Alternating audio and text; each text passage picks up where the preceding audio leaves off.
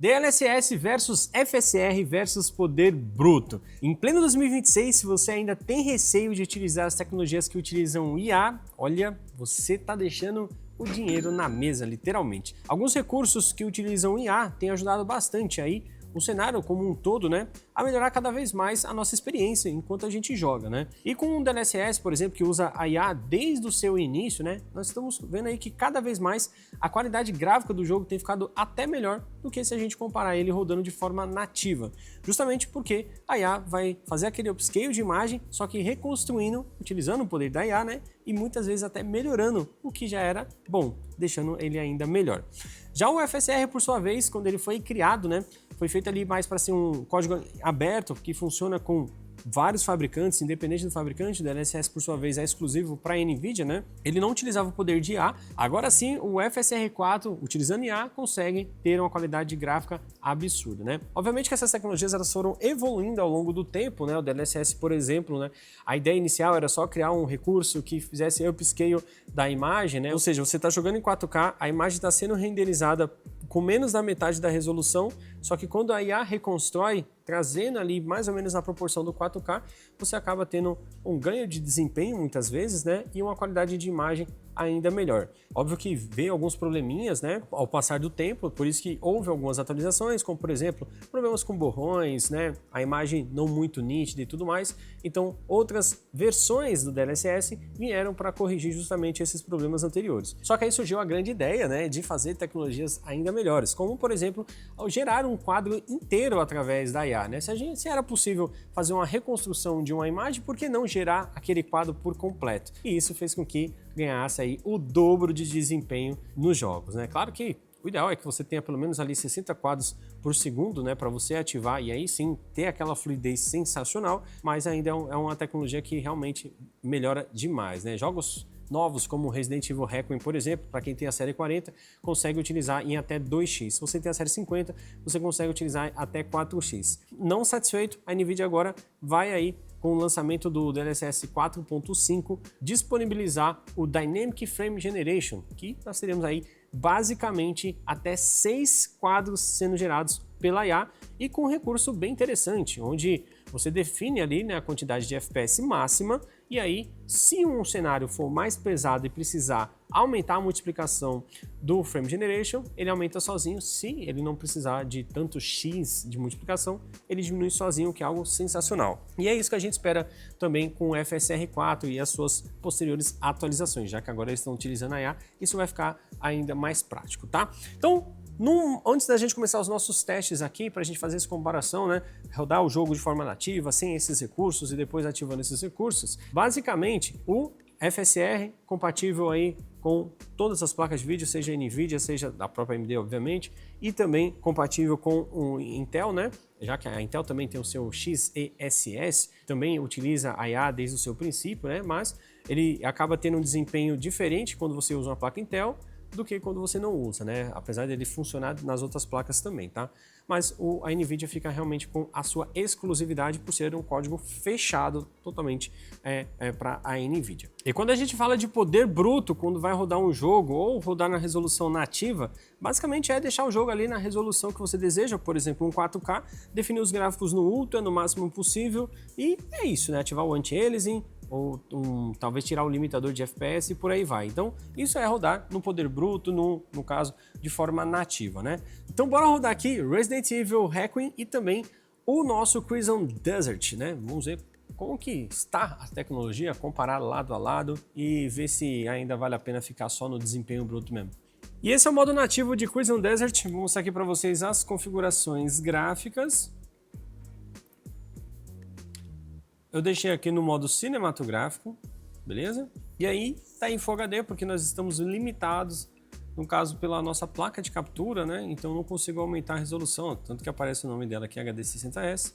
Em breve teremos um modelo mais novo e aí a gente vai conseguir colocar 4K, 144 Hz, enfim. O modo de aprimoramento de imagem está desativado, né? Depois a gente ativa o DLSS para fazer as comparações, o FSR e por aí vai. E é isso, tá? Então, ó, todas essas opções aqui, ó, só funciona se eu ativar o DLSS. O NVIDIA Reflex, o NVIDIA DLSS Ray Reconstruction, no caso tem o gerador de quadros, né? Ou geração de quadros. e aprimoramento de resolução. Então tudo isso é do DLSS, tá?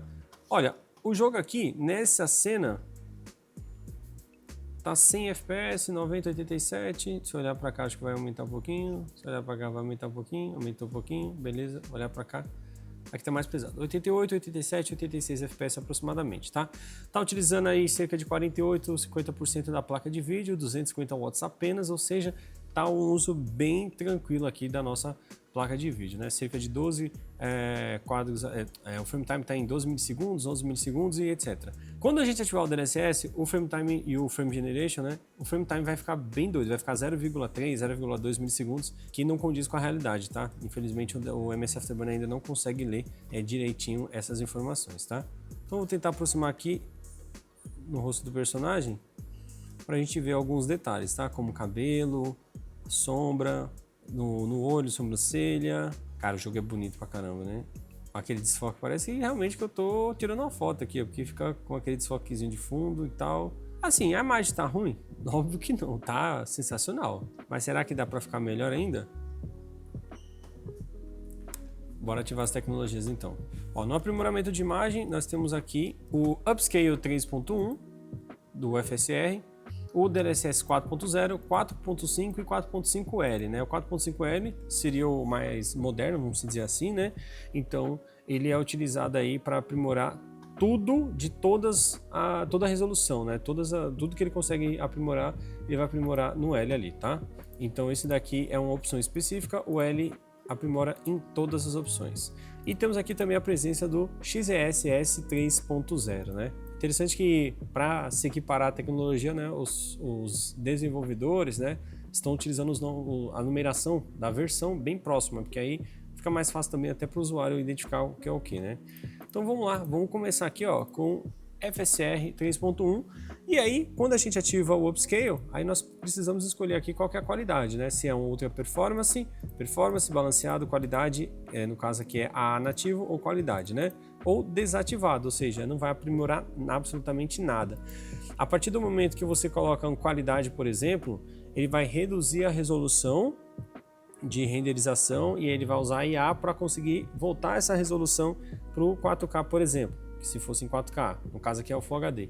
Então se eu estou em 4K e coloco o modo qualidade, ele vai usar ali cerca de, acho que é 65%, se eu não estiver enganado, né, da imagem dessa resolução para refazer ela jogando para o 4K de novo. Se eu deixo em ultra desempenho, a resolução fica ainda mais baixa, né? Deixando o FPS muito mais alto, porém a fidelidade gráfica talvez não seja uma das melhores possíveis, tá? Então eu fico ali entre o performance e o qualidade, tá? Sempre defino qualidade primeiro, ou então já vou para o performance dependendo da situação. Com a RTX 5090 procuramos testar também com FSR, né, já que é um código aberto e é possível rodar na NVIDIA sem problemas algum. E aqui a diferença de imagem é bem grande, né? Quando a gente ativa ali o FSR no Upscale modo Performance, qualidade, o nativo realmente fica o melhor de todos os mundos, né? E no modo Performance a gente nota ali um pouco mais serrilhado, alguns pixels a mais que aparece, tá? Mas é no DLSS que realmente a placa brilha, né? O DLSS ele traz uma qualidade de imagem muito superior. Quando a gente ativa o Ray Reconstruction, apesar de ficar um pouco mais pesado, mas é possível utilizar o DLSS por cima também para ajudar na performance, fica muito bacana. E até mesmo no modo performance, a qualidade do nosso personagem, a barba dele fica muito boa, tá? Mas o campeão mesmo é utilizar o DLSS em 4.5L e o Ray Reconstruction ativado, né? Você tem ali uma perda de performance pequena em relação ao modo normal, né? Mas você ganha uma qualidade de imagem realmente bem superior. Para você que é mais detalhista, provavelmente esse vai ser o modo mais adequado. Agora que a gente já testou o DLSS 4.5L, 4.5, 4.0 e também aproveitamos para testar a placa da NVIDIA com FSR 3.1, vamos colocar uma placa de vídeo da AMD para que a gente possa testar o FSR 4.1, que usa IA para melhorar a qualidade de imagem, embora ver no que dá.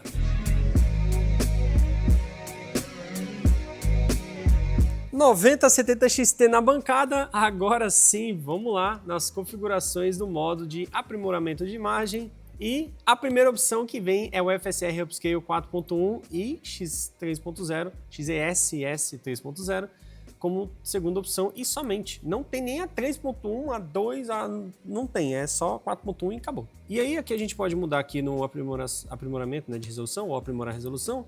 deixar nativo, qualidade, balanceado, performance e outra performance, beleza? Até aí o DLSS também tem a mesma coisa. O Frame Generation vai somente para ligado, número de quadros a gerar 2, tem um Ray Regeneration, na NVIDIA a gente tem um Ray Reconstruction, né? E tem o Anti-Lag 2 que compete com a NVIDIA Reflex, beleza? Então vamos lá, vamos fazer como eu fiz ali com a 5090, né? Vamos testar um por um.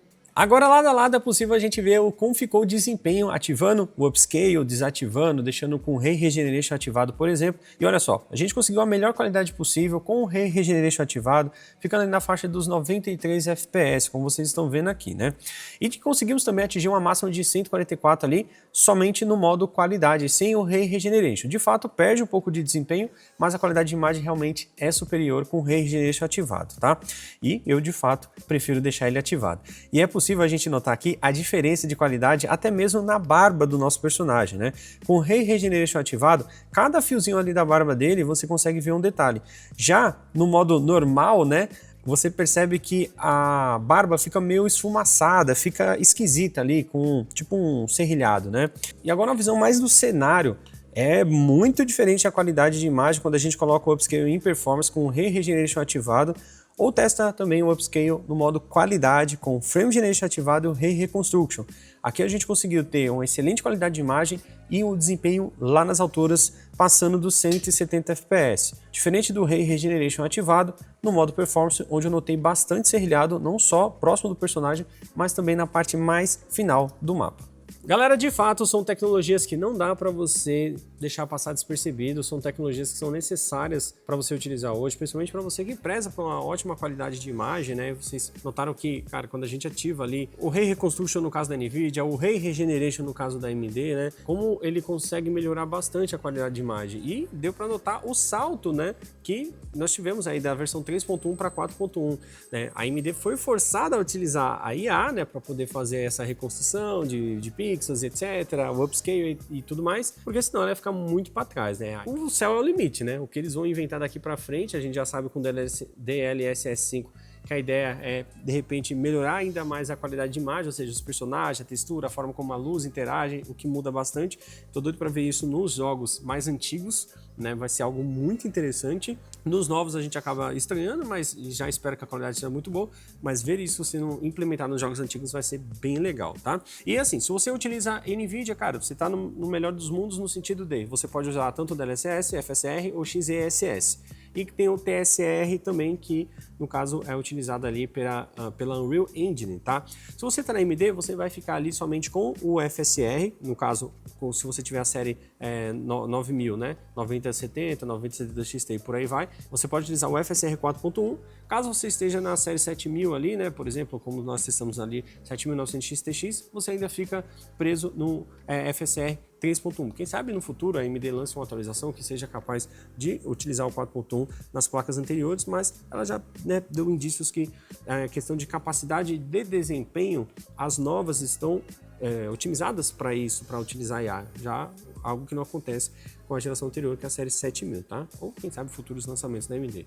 Mas o cenário é promissor, né? A tendência é cada vez essas tecnologias melhorarem mais. Se você tinha algum certo preconceito ou alguma coisa assim do tipo, tenho certeza que aos pouquinhos você vai ver que, cara, é um negócio que veio para ficar. Não dá pra gente ignorar isso aqui não.